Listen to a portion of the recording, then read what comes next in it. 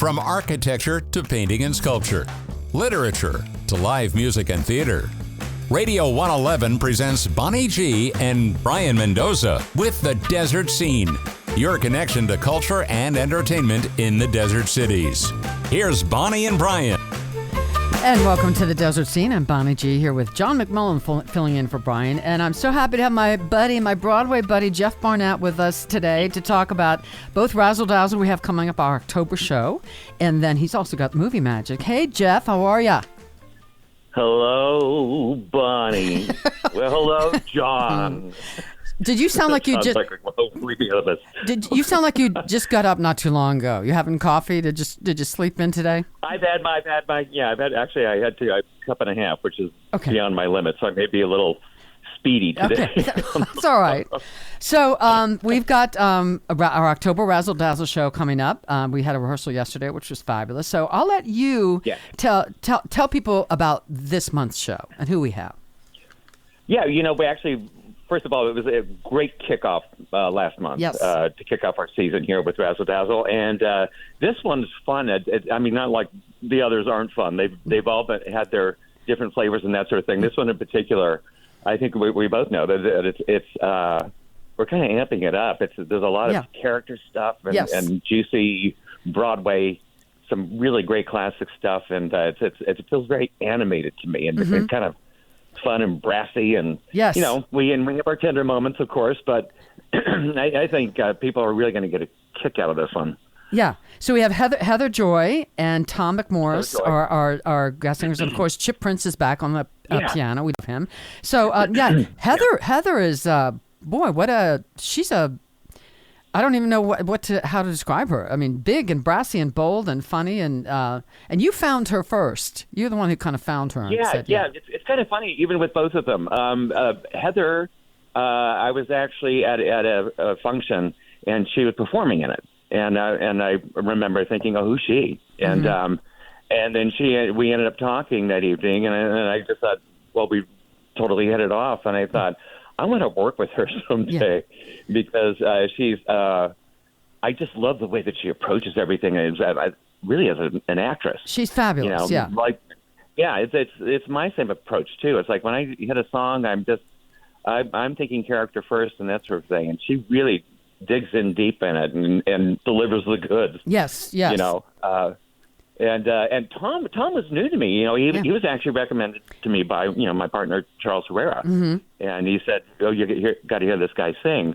And first of all, he's got a lovely voice. He does, and but he's a lovely person too. And that even comes through in his singing. It's just, and I love our variety. I love what you're doing. It's like, seriously, we're kind of like a smorgasbord, Yeah, and that's one of the things I know you and I have talked about. It's just been so fun each month that we've done this when we have different guest singers. It's always a slightly different vibe, a different mix, and we always and we're all always very different.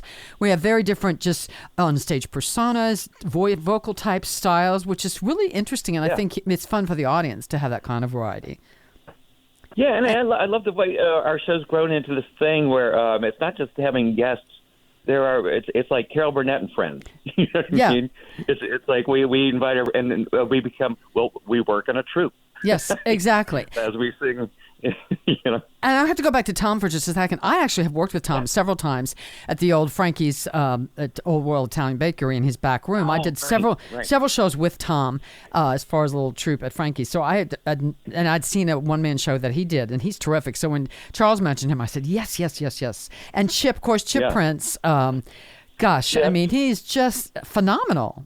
He really is. Oh, yeah, well, that's just it. It's like a lot of people will play the music you put in front of them, but he is such a musician that he just can't help himself. He hears things, and he'll stop even mid-number and say, "Oh, let's do this." Yeah, and or feel like it's like what's here on the printed page? That's not good enough for you. You know, and what we're doing here, and he and boy does he do his homework, because I feel like, do you not even watch TV or anything? Because he always comes back and is like, like he's been working all night. Yeah. Now he comes up. Yeah. Everything when he adds stuff, it's perfect. He comes. Let's try this, and it always works. It's always perfect.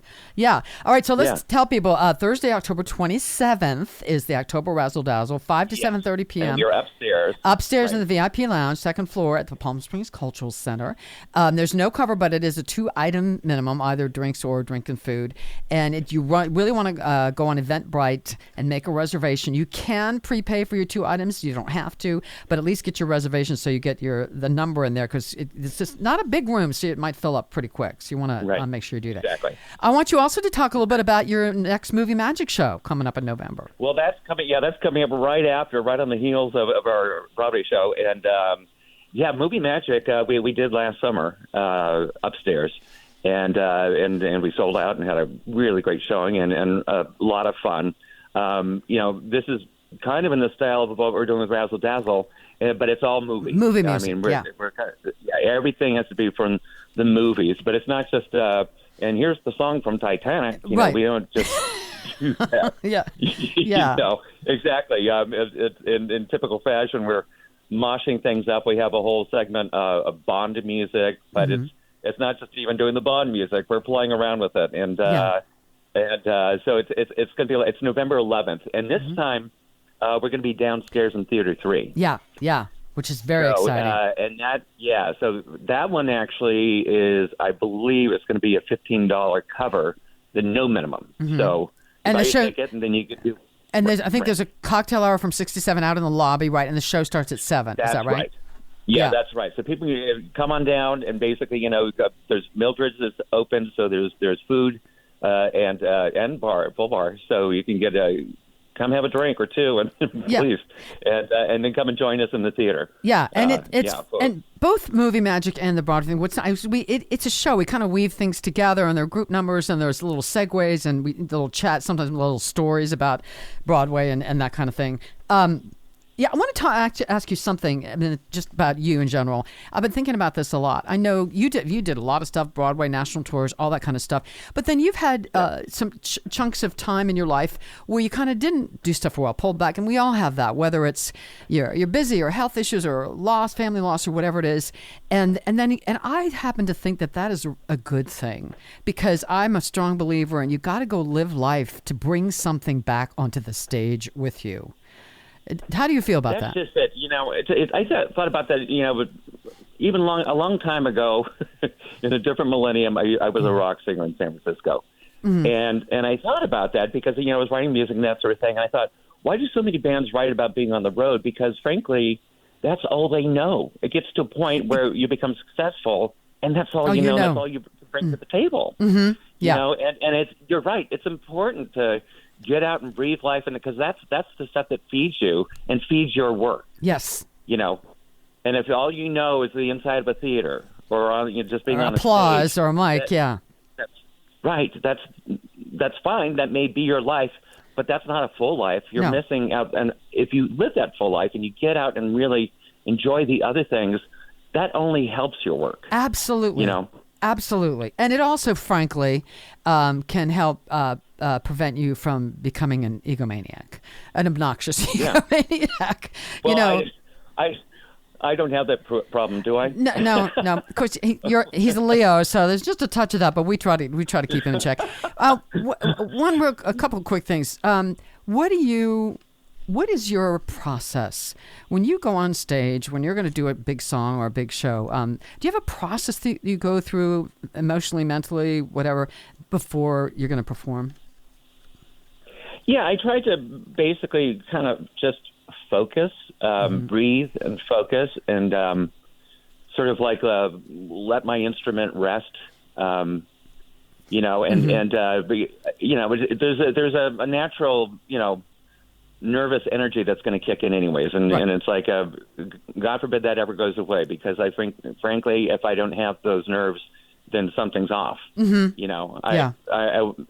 it's fuel, and you do get ready to perform. And, but I really do need just some me time, just to basically get centered. Yes. And, and sort of check my apparatus, make sure it's all functioning. I'm talking about my voice, my even the lips, the teeth, the tip, and the tongue. Yes. So those things are operational, and working for you, so you don't have to think about that. And but seriously, it's a focus that I just have to sort of center myself, and but not be so constrictive that I won't be open to what I'm singing. It's right. Like, because when I get out there, it kind of amps up and it goes, but it's like I want to be kind of free to, flexible. Yeah. Because it's like performing live is a different animal. It's not like doing a movie when you're sitting there and you do a take and you sit down and you wait and that sort of thing. Yeah. It's a different kind of performance. Live is such a different animal. Absolutely. And you have to be open to it. So I think it's sort of like I said, centering myself and being sort of open and loose and that sort of thing before I get out there, because anything can happen. Yeah. When you get out there. Yes. And that's actually part of the joy of it. Is that because every audience is different. Yes, and I think we've talked about this before, especially for something like this. Great pipes are great, but for me, it's equally, if not more important, to be an actor, actress, and connect with the audience and tell the story. You've got to be able to tell the story. Yes, absolutely. And every song is a story. It may be the slightest of songs, but there's still a story there to tell. I know so not everything's Ibsen. Right, exactly. Right. And go ahead. Yeah. Like I said, it's like there's a difference between if I'm doing something, say, from, like Bring 'Em Home from Les Miserables, which is, some heavy stuff, and then I'm doing a little ditty like You Brought a New Kind of Love to Me. But actually, there's a truth to that, too.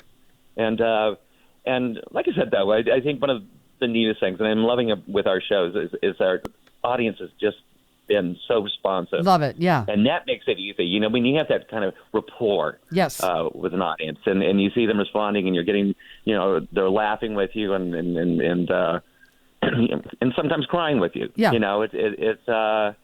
It's just a great connection, and I'm loving the fact that we're getting that kind of response with what we're doing up there. Absolutely, and I love the way Jeff describes it as playing in the sandbox. Come play in the sandbox with us, because we're having a great time. It is. I mean, and that's I love that we've created that atmosphere, because it really feels like that we're just some kids having some fun here, and and I think, like I said, I think the audience is really responding to it too. They're having fun too. Yeah. All right, Thursday, October 27th, the October Razzle Dazzle, Palm Springs Cultural Center, upstairs on the second floor, 5 to 7:30 p.m. No cover, but 2-item minimum. Go to eventbrite.com to make reservations. Jeff, thank you so much. Love you. Can't wait to do the show with you. Love you. Okay. Have a great day. Okay. All right. You too. We'll talk to you guys next time on The Desert Scene.